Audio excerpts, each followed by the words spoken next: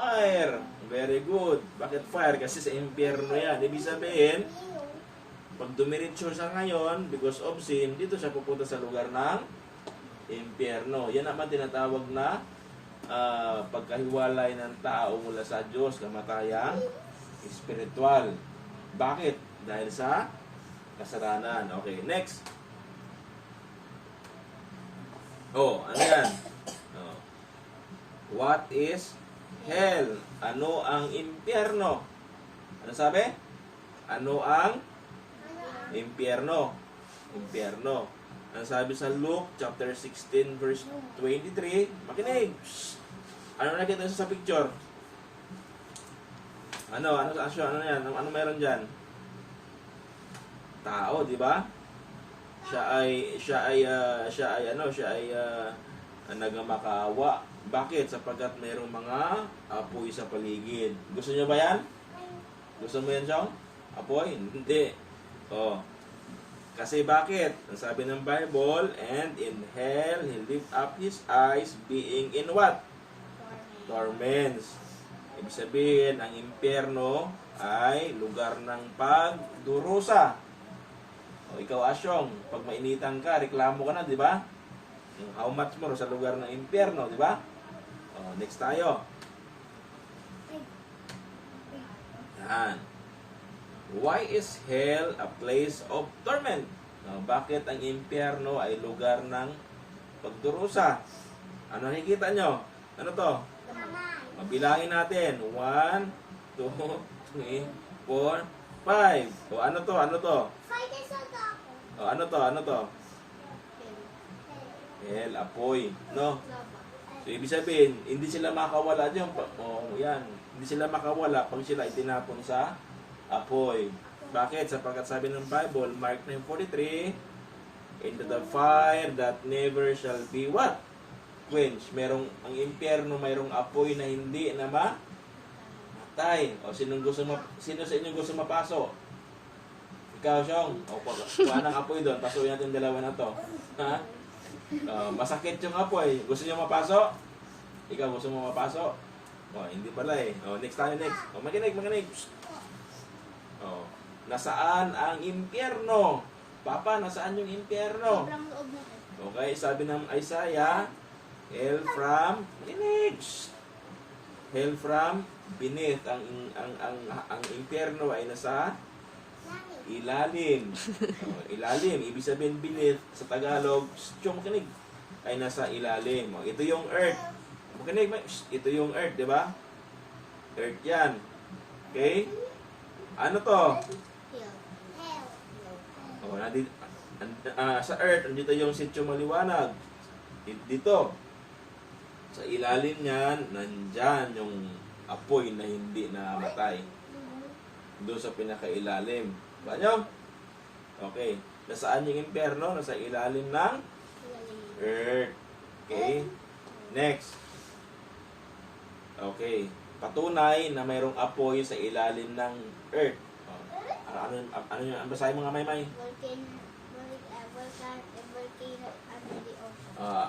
Ano sa Tagalog yan? Ha? Ng karagatan. Next. Makinig. Ito ha. Anong meron sa karagatan? Anong meron doon, may? Ano pa? Fish. Tubig, di ba? Pag yung apoy ba binuhusan ng tubig, mamamatay? Hindi. May. Pag binuhusan ng tubig, ang apoy, binuhusan ng tubig, mamamatay? Hindi. Mamamatay. Pero yung impyerno, hindi mamamatay. Tingnan nyo ha. Ano yan? Ha?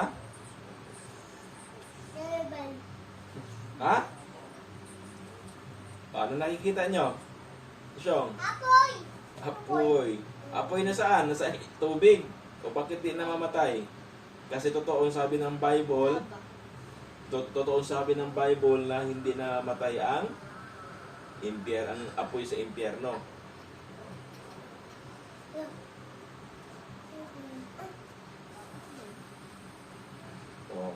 Gusto niya pumunta? No, no, no. Kaso, gusto mo pumunta dyan? No, no, no.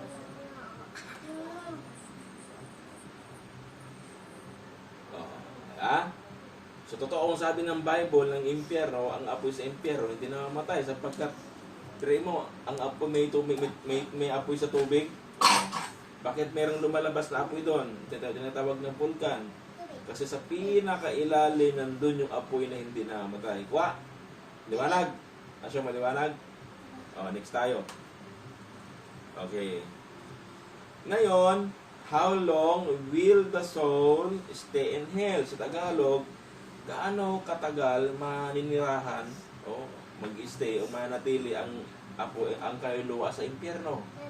Oo, gaano katagal? Ito, oh. Kasi pag ikaw ay ano dyan pumunta, wala nang katapusan. Okay, sabi ng Bible, and the devil that deceived them was cast into the lake of fire, impyerno, and brimstone, where the beast, the false prophet are, shall be tormented day and night forever and. Ibig sabihin, pag mailagay kayo doon, hindi na kayo makakauwi sa sityong maliwanag. Kasi day and night forever and ever, kayo ay maghihirap doon sa dagat-dagatang apoy. Gusto niyo doon? Hindi. Hindi. Okay, now, next. Yan.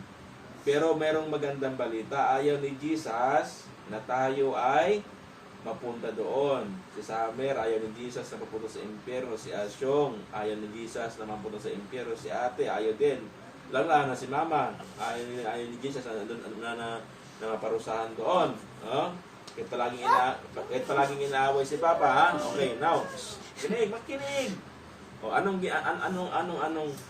ginawa ni Jesus? Anong ginawa ng Panginoon? O, sabi ng Bible, Romans 5:8, but God commanded His love toward us in that while we were yet sinners, Christ died for us. Ano nakita niyo sa picture? Siyong, anong kita mo? Sino to? Jesus. Samer, sino to? Anong meron sa katawan niya? Dugo. Bakit may dugo? Kasi siya ay pinahirapan siya upang tayo ay tubusin sa ating mga kasalanan papuntang impyerno. Para ikaw, Samer, at saka Asyong, si ate at maging si mama, para makinig, para hindi mapunta sa impyerno.